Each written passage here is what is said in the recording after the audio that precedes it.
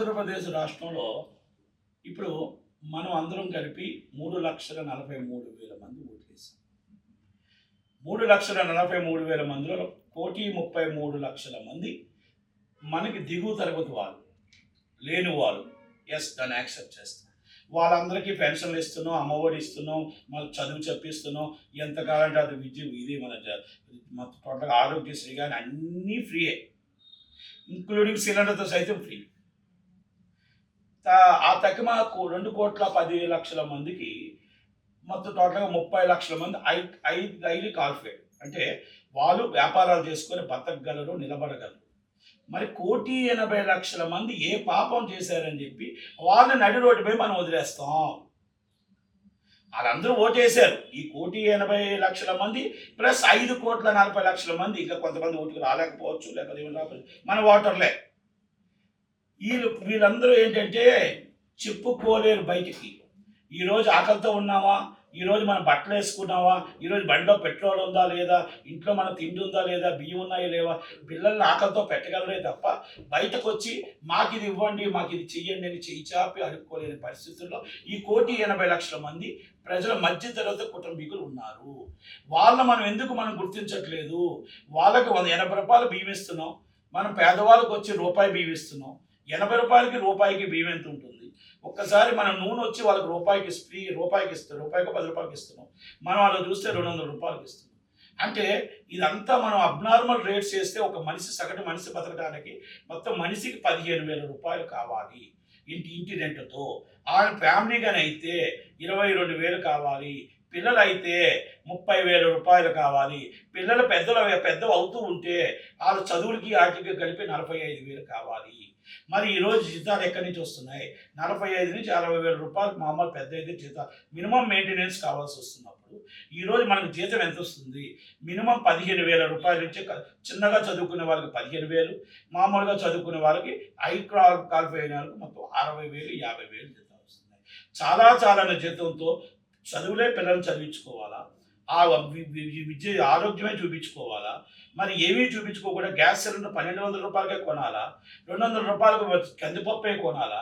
మరి వీళ్ళందరూ ఏం పాపం చేశారని ఇంత డబ్బు చేసి ఒకవేళ డబ్బు సరిపోతే ఎవరికి చెప్పుకోలేక ఆ తల్లిలో తండ్రి ఒక పూట తినక, ఒక పూట తిని ఆ తల్లికి ఆ పిల్లల్ని చదివించుకొని ఆ ఆరోగ్యంలో కానీ ఆ దేవుని ఆరోగ్యం బాగాలేకపోతే ఆ నెలంతా పస్తుండి ఆ ఆరోగ్యశ్రీ లేక, ఇన్సూరెన్స్ లేక, ఏమీ లేక, మరి ఆ పిల్లలు ఆ డబ్బు అంతా అటు వెళ్తూ ఉంటే, ఆ డబ్బు వెళ్తున్న నెల రోజులు వాళ్ళందరూ ఆకలితో ఉంటే మనకు వాళ్ళ మనం పట్టించుకోము. గవర్నమెంట్లు ఏదైనా సరే, తెలంగాణ అవ్వచ్చు, ఆంధ్ర అవ్వచ్చు, వాళ్ళు మనం ఏం పాపం చేశారు? మధ్యతరగతిగా పుట్టారని. మధ్యతరగతి కుటుంబీలుగా పుట్టడమే తప్ప, పాపమా? వాళ్ళ మీద మనం ఎందుకు పట్టించుకోవట్లేదు? మిమ్మల్ని సిలిండర్ ఫ్రీ అడగట్లేదు వాళ్ళు. మీరు 400 సిలిండర్ ఇవ్వండి. మిమ్మల్ని పప్పు 200 రూపాయలకి అడగట్లా, 100 రూపాయలకి అడగట్లా, 50% రేట్లు ఇవ్వండి. మీరు బియ్యం రూపాయికి అడగట్లా, మీరు 50 రూపాయలకి ఇవ్వండి. ఒక రేటు తీసి ఆ మధ్యతరగతి కుటుంబీకులు కాపాడండి. ఆ మధ్యతరగతి కుటుంబీకులు మిమ్మల్ని పెన్షన్ అడగట్లా, ఆ మధ్యతరగతి కుటుంబీకులు మిమ్మల్ని అమ్మఒడి అడగట్లా. విద్యా వైద్యం ఫ్రీ చేయండి. విద్యా వైద్యంకి అక్కడ కులమత భేదాలు పెట్టొద్దు. గొప్పవాళ్ళు, పేదవాళ్ళు, లేనివాళ్ళు, ఉన్నవాళ్ళు మాత్రమే పెట్టండి. విద్యా వైద్యం ఈ 2 ఫ్రీ చేయండి.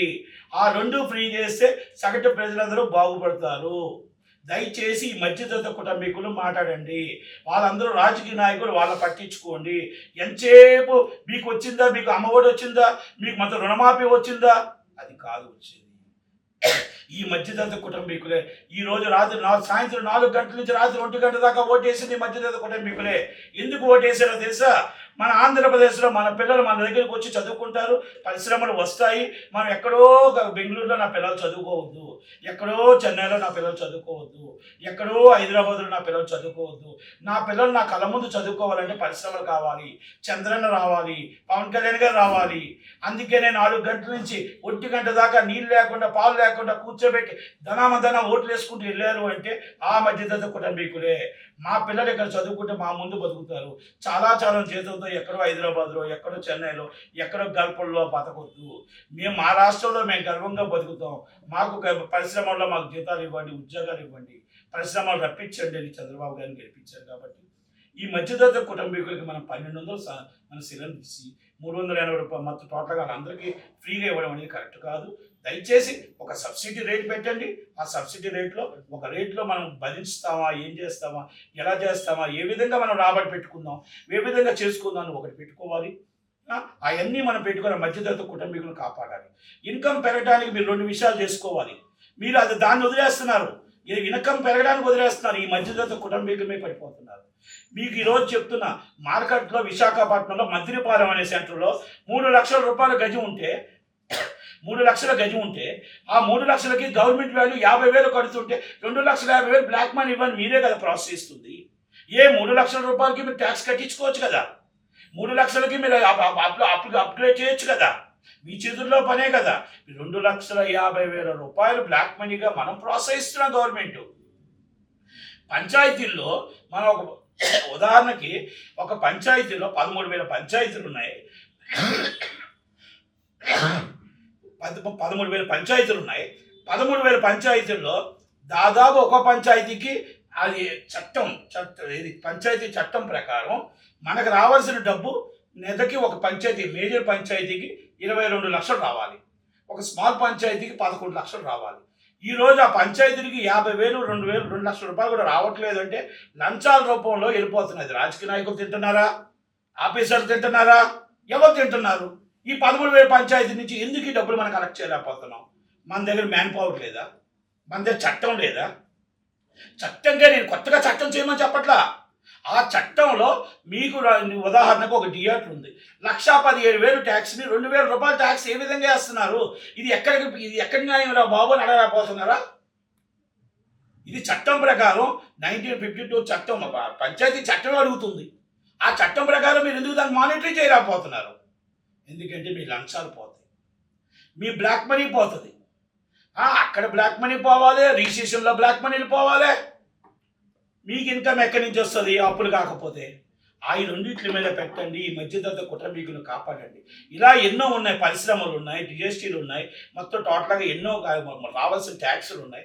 అవన్నీ మనం మ్యాన్ పవర్ పెట్టుకొని అన్ని దగ్గర ఉండి మనం లాక్కుంటే మనం ఏం చట్టాలు చేయాల్సిన అవసరం, పాత చట్టాలే ఉన్నాయి. ఇది నేను పవన్ కళ్యాణ్ గారికి ఎందుకు చెప్తున్నానంటే, పవన్ కళ్యాణ్ గారు పంచాయతీరాజ్ శాఖ చేస్తున్నారు కాబట్టి, అవినీతిమయంలో పంచాయతీరాజ్ శాఖ ఉంది కాబట్టి ఇది నేను చెప్పింది తప్పు అంటే నా మీద కేసు పెట్టండి. ఇది నేను చెప్పి నిరూపించలేకపోతే నా మీద ఏవైనా జైలుకు పంపించండి. నేను ఉదాహరణకి ఈ 2 అడుగుతున్నా. ఈ రెండింటిలో తీసుకొస్తే కొన్ని 100 కోట్లు వస్తాయి నెలకు ఆదాయం. నెలకి కొన్ని 100 కోట్ల నెలకు ఆదాయం వస్తే మనం ఈరోజు ఇవ్వాల్సిన ఈ కార్యక్రమాలన్నీ కూడా బ్రహ్మాండంగా ఇంకొకరిని అప్పు చేసుకోవాల్సిన అవసరం. మన రాష్ట్రం ధనిక రాష్ట్రం, అప్పుల రాష్ట్రం కాదు. అలాగే సేమ్ వర్తిస్తుంది తెలంగాణ. తెలంగాణలో మీరెందుకు చేయలేకపోతున్నారు? ఇవన్నీ మనం చేయాల్సిన తెలంగాణలో అవ్వచ్చు, ఆంధ్రప్రదేశ్లో అవ్వచ్చు.